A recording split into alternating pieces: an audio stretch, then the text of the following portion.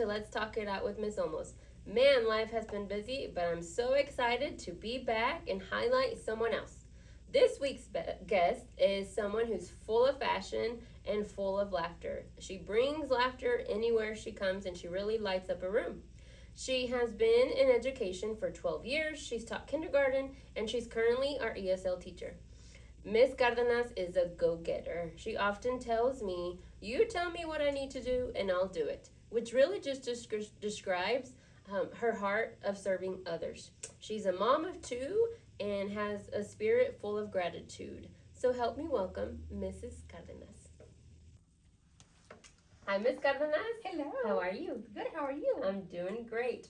Thank you so much for being here because there's so many mom duties after school, and the fact that you give me a few minutes, I'm so excited. I'm excited to be here. I like to highlight people, and I'm excited to highlight you. Thank you for having me. Thank you. If you watched the previous episode, I like to start from the beginning, and so just give us a recap of where you were born, where you grew up, any highlights, anything that you want to highlight about you. Let's start there. Okay, so I was born in Chihuahua, Mexico in 1992. When I was 3-4 months, my parents moved to California, Los Angeles, and so we lived there for a few years. And then my grandma got sick, and so we had to go back to Mexico. When we got there, my grandma came to Spearman because her sister got ill as well. So she came, so we got there, and then she came over here, and she's like, hey, I don't think I'm going back because my sister is, they just discovered she has cancer. And so she was going to stay here and take care of her. And so my mom was like, okay, let's go visit. And so she came and she fell in love with Spearman. She just brought my sister at that time. I stayed with my dad, and I remembered crying so much because she didn't bring me. And she's like, no, baby, you have school. Your sister is 2 years old. I mean, you know, it was easier for them to just come. And so they went back and she talked to my dad, and he's like, hey, you know what? I think Spearman is a place that, you know, God has intended us for us to go. And so we came and we just never left. So this has been my hometown since I was 9. Wow, there's so much of that story I did not know. Mm-hmm. So the fact that you had been to California even prior to being here, then you went back, and then having to leave. Do you remember that? Like when your mom left, or is it something that they just tell you? So I don't remember the whole, you know, everything. I remember that I had to stay with my dad. He took me to my grandma's house, to his mom's house, and one day she couldn't take me to school, so he was like, I'll just take you. And I remember, so in Mexico there's a school, my school, the one that I went to, is on the outside. So there's like a gate and everything is just outside, outdoors. And my hair was a mess. Like, it was tangled, it was horrible, I mean, it was bad. And so I had a keychain about this size of a Barbie hairbrush. And so I was so embarrassed. I was just trying to like do my hair with that little brush, and that just made me get mad because I shouldn't be, you know, fixing my hair. It was embarrassing because my friends were looking at but my dad didn't know any better. So it was just like, I didn't understand at the time. And so now when I see my babies at school, I'm like, let me fix this, because I remember how I felt. And it wasn't their fault. It was just a dad with, you know, an 8-year-old that he couldn't do her hair. About how old were you? 8. You were about 8. Mm-hmm. Yeah, there's little things like that happen in our childhood that help us connect in different areas of like what our students go through, you know. You don't forget a lot of those moments, and you knew that your mom needed to be with her mom, but at the same time, maybe it was hard to understand as a child. Take me too. Yeah. Who cares about school? Yeah. But then it also tells me from early on your parents made education a priority, right? Like, yes, you have to stay because you have school. Yes. So then you eventually all are joined here. My sister and my mom came first. My sister, myself, and her. We came, and then 6 months later, my dad joined us. He had to, you know, get things ready and sell everything and all the things. And so I'm glad he was able to come too. But those were like very long 6 months without my dad. So. I bet. Yeah. So you're still 8 whenever you come to the United. I was 9 by the You were time nine. I You were turned 9. You turned 9. What grade level is that? Third grade. Third grade. Mm-hmm. Third grade here in the Yes, elementary. ma'am. Miss Schrader was my teacher. Oh yes. Yes. Did I know that? I don't think so. Miss Schrader. Mm-hmm. So, what was the biggest culture shock whenever you? Oh, everything. The food. I was very chunky, and so it wasn't because I ate. I always tell this story. I was like, I was really fat. It wasn't because I was, eating all the things. I was very sick, like the coughing, all the things, and so the doctor was like, she has to be on steroids, or you have to move up north. And before we ever knew that we were coming to Spearman, my mom was like, well, steroids are, what we need to do. And so I gained so much weight because of that. So I was just very, swollen, I think. But coming here, it was like, this is not real food. This is not my food. And then I started losing weight because I didn't, eat as much, and I was bullied in school, and I stopped taking the steroids. So it just helped me, it was a good thing. We did move up north, so that helped with all my coughing and all the pressure, the sinus, and all that things that I. What were kids mean to you about? I think it was because I didn't speak English, honestly, and because I was overweight and I was new to the school back then. There was not a lot of Hispanics, and so they would hit me with like the little chains. Some third graders would carry chains in their backpacks. I don't know why. They would pull my hair. They would, yeah, all the things. Like I hated coming to school, and so I remember telling my mom, "Hey, it's okay. You can stay with your mom. I'll just go back with my dad. Like this is not the place for me." Like even entering the school, the smell was different. Like I said, in Mexico, it was outdoors, and coming here, it just had a distinct smell. And so out of all the things, I do remember that. How long do you think it took you to kind of like get used to like the changes that you're describing, the food and the smell? How long do you think it took you before you noticed the difference? Probably around 2 years. Yeah. It was a long time. It was a long time. It feels like it. Did the school situation get better? Yes, and it was because Fernie, my cousin, she discovered one of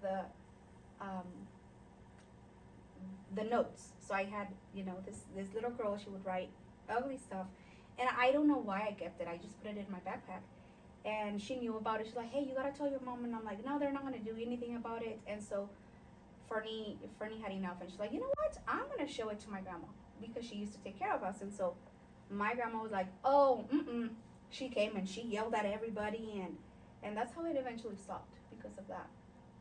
Wow, Yeah. that's a sad memory, but I'm so glad that it got better. It is a big culture shock, when we think about moving into a different country, everything unfamiliar. You and I have had this conversation before. Many times when kids come to the United States, it's totally out of their control, right? They don't have a choice.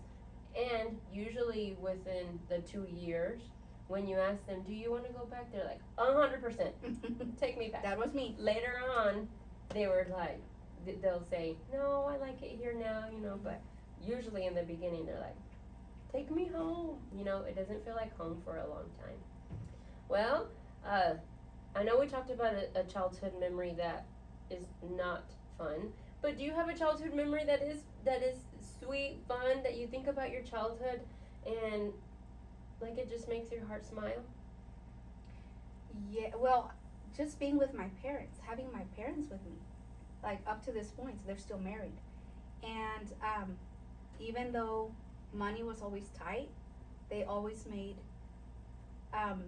they picked a date out of their monthly paychecks to take us out and eat. KFC, Golden Corral, like all those places were the spot back then, and those are always the times that I look back to. I'm like, we were together, and that's all that mattered. And so, just being with them.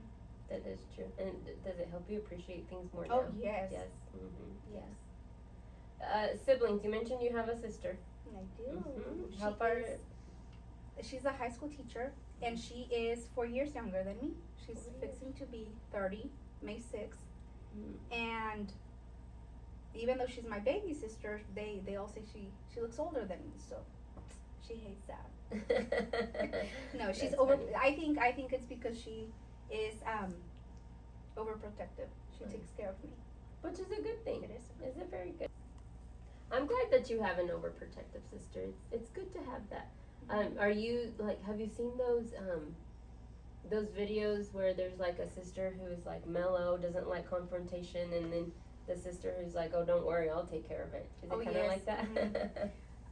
It's weird because she's very quiet, and she's overprotective, but not in the like bring it down. Like she's just not like that. She will take care of business when it's necessary, but she's just very serious. You talk to her, she smiles, she laughs, but she will not open up like I do. And so that's the biggest difference between us two. She's like, why do you have to smile at everybody? Like they could like take you like all the things, like you're not supposed to be nice anymore. And I'm like, no, you should smile a little more. That's funny. Okay, well, high school happened, you grew up, you met your husband. We'll come back to how you met your husband in just a little bit, but you have two handsome boys. Your youngest is my youngest age. We were pregnant together.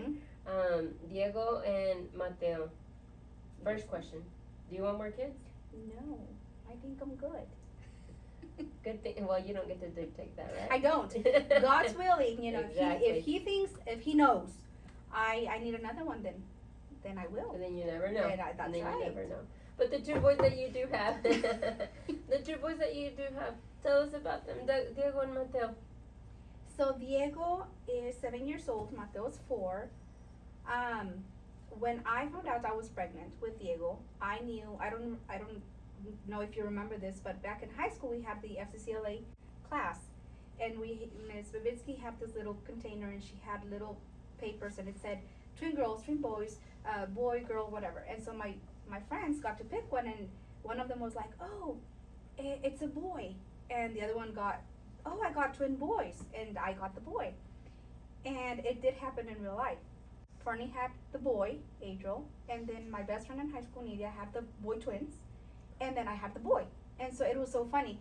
So back in high school, when I got the baby boy, I said, I'm going to name him Diego. Just, Diego was just the name.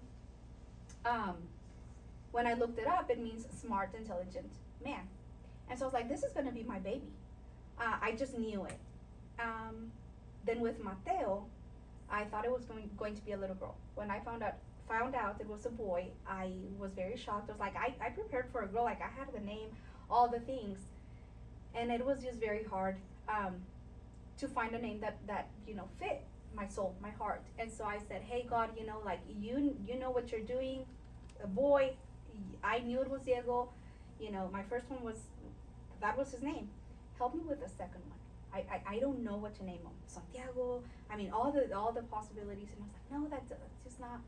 And so I was praying on my way to work. I was teaching kinder, and on the radio it said Mateo something, and I was like, whatever. I came to work. I turned on the computer, and this ad pops up, and it's like Mateo's Furniture, and I was like, okay. Then we had a PLC meeting because it was Friday morning. At the computer lab, and when I walked in, there's a stack of papers from previous students, and the first one said Mateo, and I was like, okay, I think this is you. That's the name. And so I went back after the PLC, and I googled Mateo's meaning, and it's a gift from God, and he was born on my birthday, so he is my gift. What a special story. And what a gift that you were able to see. I've told you this before, I don't believe in coincidence. Yeah, I don't, and sometimes when those things happen, we don't realize it is God. God speaks to us to so many different things, and so what a special story. Yes. What is it like being a mom of two boys? Whew, it's great. I think having boys just reminds you how much you are loved. Because especially when they're little, they bring you the flower, and they give you the kisses when you least expect it, and all the things, and you're like, this is what I need. That is that I would agree with that. What is your hopes and dreams for them? To be happy.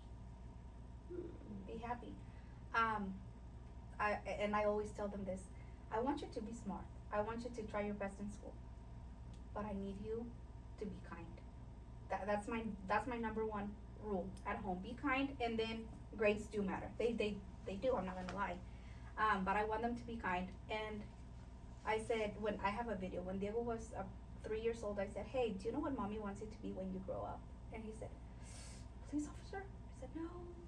Doctor, no. Firefighter, no. Mom, what do you want me to be? I said, happy. But I am happy. And I said, yeah.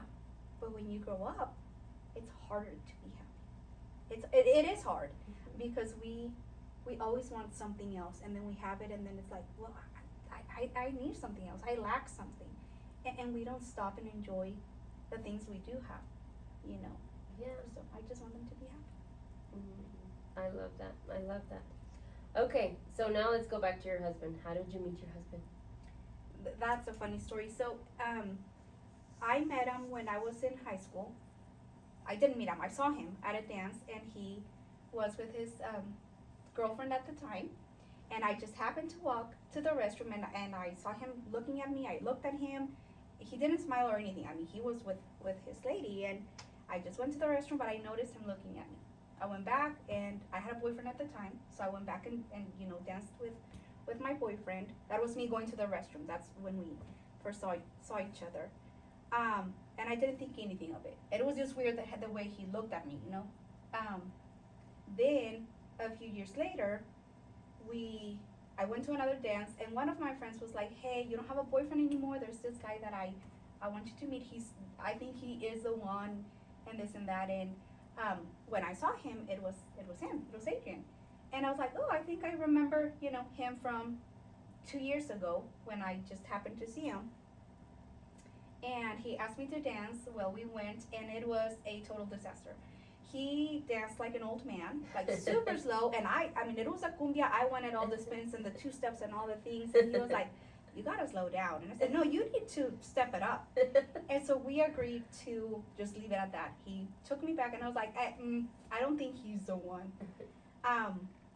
Another, 3 years later, he messaged me on Facebook, and he's like, "Hey, do you remember me?" And I was like, "Yeah, you told me to slow down." He said, "Hey, I'm going to another dance," and I was like, I don't think I'm going to that one, just because I didn't want to see him. And my roommate was like, "Just give it a try. I mean, you just never know." And so after that, we went to the movies and all the things. I think he learned how to dance. And then we had two babies. Then you had two babies. That's a cute story. That's funny. Someone told me not too long ago, she went on her first date, and I said, "How did it go?" And she said, "Oh man, we don't have a lot in common." And I'm like, well, don't go off of that, because I think about how much of the things Miguel and I have in common, and we talk about this all the time. Whenever we were younger, I wanted to dance, I wanted all the vueltas, spin me as much as you can, and he likes the back and forth. Yes. I was like, I am not going to be able to. Oh man, he's gonna crack up when he sees this. But yeah, I'm like, no, I need you to move a little more. Yeah. That is hilarious. Took offense on that. Slow down. That's funny. Well, Miss Cardenas, you are a very goal-oriented person. You write things down, and you know exactly when you want to meet a deadline. If you can, you're gonna meet a deadline way before the deadline. So just thinking about your entire life, what is something you are most proud of?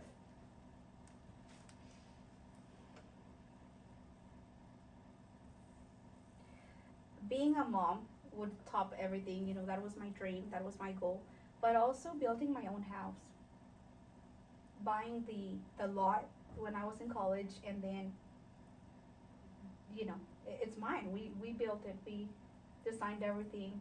It's a small house, but it's coming from a trailer home to building your own home. And it's always, when they're like, "What's your biggest achievement?" Well, it's actually not mine. It's my parents, because they're the ones that, when I told my dad that I wanted to go to college, to a university, I can't tell you how many people in the family, they were like, "No, that's a big expense. She's gonna go and just party, get pregnant, go to all the dances, and you are just, it's expensive. Just don't do it. Um, my dad had recently gotten the home that they live in, and so he was paying for that, and my car, and now college and all the things. And regardless, my mom was like, well, what if you start, at AC? And I was like, no, I want Canyon. And my dad was like, if that's what you want, so let's make it happen. And so I managed to graduate within three years with a 4.0 GPA. And I was the first generation in both ends to graduate from school, and then attended master's program later, a few years later. And so just, I did it for me, I did it for my dad, but I did it for all the people that told him not to pay for my education. Mm-hmm. And so, yeah, it's just, I think that's one of my biggest, proudest moments, just seeing him. You should him. be very proud. Seeing his face. Creating a home, aside from like a house, like it is your home that now you're raising your 2 boys in, and living with your husband who learned how to dance for you. Oh. Like that is something you should be very, very proud of. Okay, so I'm going to transition into some maybe more lighter mood questions, and just simpler, I feel like. What do you like to do for fun? Read. I like to read. Nerd alert. I'm kidding. I know. I like to read. I'm surrounded by people who like to read, and kudos to all the people who like to read. That is amazing. We have a little library at home. I read during my lunch break. I read when I'm in the bathtub, like all my free time. But I also love baking and cooking. Those are my. What type of books do you like to read? All of them. Just anything. Thrillers and crimes and romance and all the things. Cool. Yeah. Cool. And you had told me you like to bake, so I didn't know about the reading. Okay. What is something that you're looking forward to?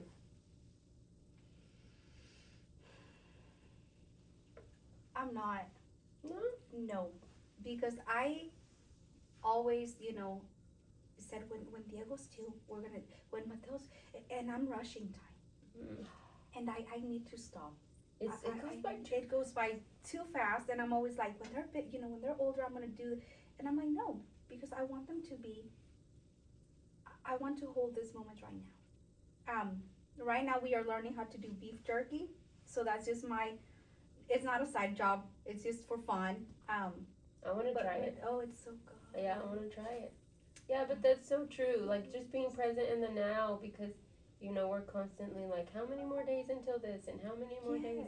And sometimes where I find the most peace is the afternoons that we're all at the park. Mm-hmm. The weather's nice, and I just like feel this sense of peace of like, thank you for this moment. Yes, it was always like, I can't wait to graduate from high school. I can't wait to graduate from college. I can't wait to get my first job. I can't wait to have this baby and I'm like, oh my goodness, I would love to go back. Mm-hmm. Love to go back in time. So. You mentioned first job. What was your first job? DQ here in Spearman. That was my very first one. That. Yes, I really do. And I loved it. I worked with my family and best friends at the time, and so it was great. I could see you having really good customer service skills. Yeah, of course, that was all me. I really can. It would be really nice. Okay, let's see. Do you have any fears? It doesn't have to be something dramatic. Like, okay. I would say snakes, but any type of fear. Drowning, because I don't know how to swim. And they was like, Mom, you really don't know how to swim? I really don't. She's like, well, I know you just, I can't. I don't know, and I'm just always afraid. So do you ever get in the water? Yeah, the very, like where you can feel where you can feel still. Where I can feel, and I'm like, Diego, you better come back, boy, because I'm not leaving my spot. Well, it's never too late to learn. I know. I wish I could say I would teach you, but no, that's not my skill. Yeah, not my skill. Okay, tell us a funny story. Aside from all of the times we've laughed in the middle of meetings. Okay. Aside from that. So at school, a funny story at school. Anywhere. Right? Just any funny story that comes to your mind. Do you have any that comes to your mind? My life. It just, I would have to think about that one. You would have Can to we think come back about it. to that? Yeah, we can come back. Okay, finish the sentence. When I retire, we just talked about living in the Oh, present, gosh. and here I am talking about the future. But just for fun. When I retire, I want to. Travel with my kids and their family Oh, because they will be mine. Their wives will be my babies.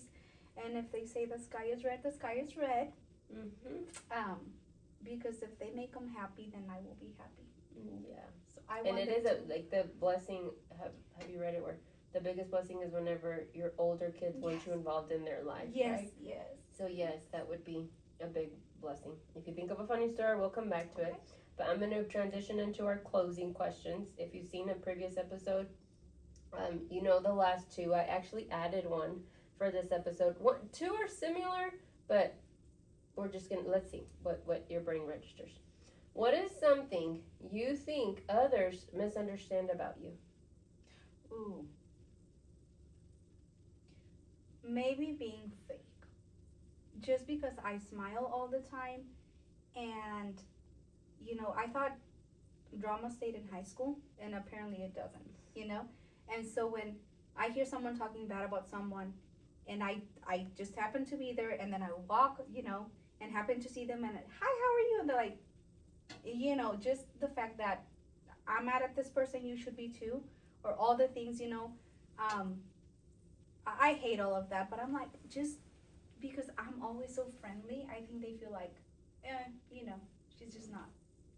But that's just me though. I've always been, I smile at the wall if I can, it's just like that's how I was born, I think. So just, and also the fact that I work here, people are like, well, their kids should have it all, or they did this because she works at the school. They accomplished this because she works at the school. And reality is, no, I think you suffer more when you are here. Because, there's a lot of parts that could be a challenge. Yeah. There's so much that could be a challenge. Yeah, I can see that.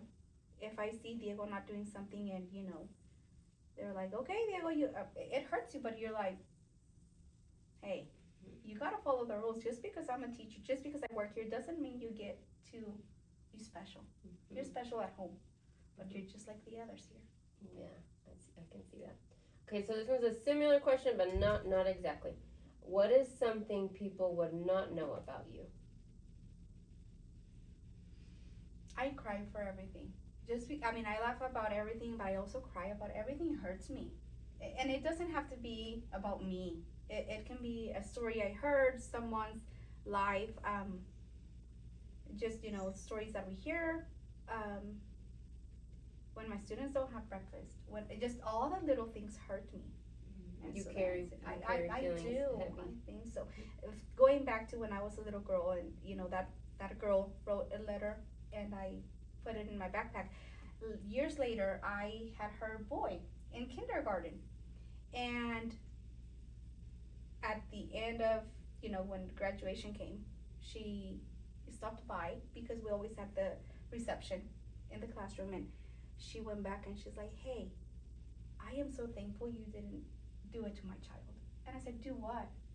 And she said, well, all the things that I did to you. I said, no, I love your baby. And she cried and cried, and she hugged me in front of all the parents, and I was like, oh no. But I wanted her to know that her baby was one of my favorites. And he still is, but just, like, it's just awesome. You have so many sweet stories. You truly do.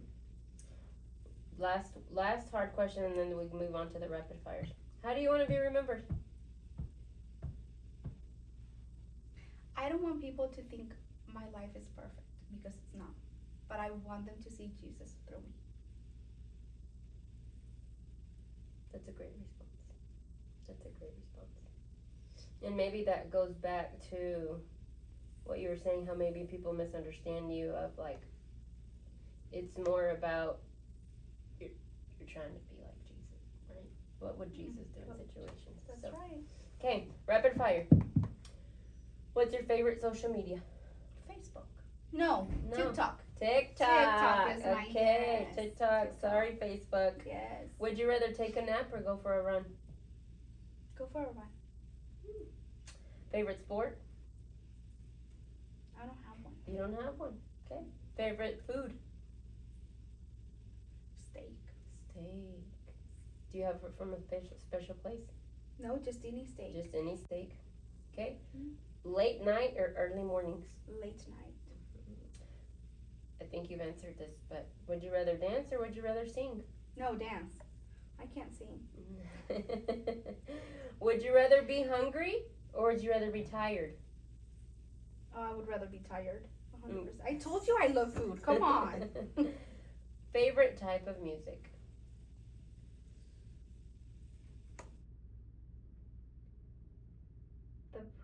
The praising songs? Praise Oh, songs? worship. Songs. Edit that. And Worship songs. So you know Worship what? songs. While you were thinking, I was about to be like, I am la mesa del rincón. Well, I love those too, but my favorite. How funny. Oh my gosh. My favorite music would be the one that you used to sing, you know, when we did dismissal together. That's my favorite. Oh, the Temerarios. I'll sing again. That's funny. Miss Cardenas, oh, you always make me laugh. It was such a joy. It was so fun. It truly was. I took a break and I'm so glad that I'm back. Going back to my funny story, I think I have one. Oh, okay. It's an embarrassing one, not funny. Okay. So, you know, I told you I love podcasts, right? Criminal, scary, those are my favorites. And so I used to listen to them all the time. Especially the ones that, you know, they couldn't find the killer because he someone and strangled them and all the things, and they found the killer because of the evidence, like the skin under the nails and hair on the carpets, like all the things. I was into that in college. Okay. Oh gosh. Well, I thought I was the only one, but I like documentaries like that. okay. Yeah, okay. So when Adrian proposed to me, it was midnight. We were coming from Amarillo, and he stopped the truck in the middle of nowhere, and I said, he's going to kill me. And I said, what's going on? And he said, oh, I just have to step down. And I said, or maybe he's just going to use the restroom. You know, we have a long ways to go. And so I remember locking the door, closing my windows, locking the door, and all of a sudden I hear a knock on my window. I was like, oh, what's happening? I'm gonna spit, I'm gonna pull my hair, I was thinking of all the evidence that I could leave, you know, on his truck. That's funny. And he was like, and I was like, you come inside. No, you come inside. And it was back and forth, and he's like, just roll down the window. And so I did just a little bit. He's like, I wanted to do this the easy way. And I was like, oh no, he's going to kill me. He's going to throw me on the fields, and my dad's not going to find me, and all the things. And so I finally, you know, like, I said, no, just whatever you have to tell me, just tell me, and get in the truck and let's go. And so he got the ring, he kneeled, and he's like, do you want it? And I was like, yes, let's get in the truck and let's talk about it later. Like, let's go home. And so I never, you know, everybody has a cute, oh, the candles and the roses and I was like, he's going to kill me. He's going to kill me because, you know. But even though you had that suspicion, you said yes. I said, yeah, let's just I'm get willing in to the risk it. car. I love But, it. you know, in my brain, I was like, I have to, like, spit in the skin and the You all were the thinking of things. ways to leave, Yeah, the evidence. what is it called? Your DNA. Yeah, Mhm. yeah, they That's were going to find them. funny. They were. That is hilarious. Oh, So that's well, it. y'all are still best friends, so Yeah. I'm glad that he didn't hurt you. And you were totally wrong. I was totally wrong, You were but totally wrong. I'm just going to have to make up a, you know, no, we went to the beach and it was so great. No, I think that's a perfect story. Do not ever feel like you have to change it, because man, you made me tear up. I was laughing. Miss Cardenas, thank you so much for your time today. Thank you for serving others the way that you do. You truly make every space light up with your laughter. Well, And so, just thank you so much for your time thank you today. for having me. It was fun, and I can't wait to share with others. Thank you. Thank you so much for hanging out with us one more time. It's always so fun to highlight someone else. Not too long ago, I read something. The question was simple, and it talked about, what are you looking for? What are you looking for when you walk into your home, when you walk into your job, or you walk into a doctor's office, a store? And then it went on to explain, usually the first thing that we notice is what we're looking for. It was talking about joy, joy was something that we first noticed. So as I started to think about what I noticed first, I'll be honest, I noticed that joy wasn't what I was looking for. I'd walk into a space And joy was not usually one of my first thoughts. So, as I challenge myself, I want you to join me in the challenge to find joy everywhere we step into. It doesn't have to be a big thing, it can be as simple as the sunshine. So, I hope that this week you find joy. We'll see you around, and don't forget that we love because He loved us.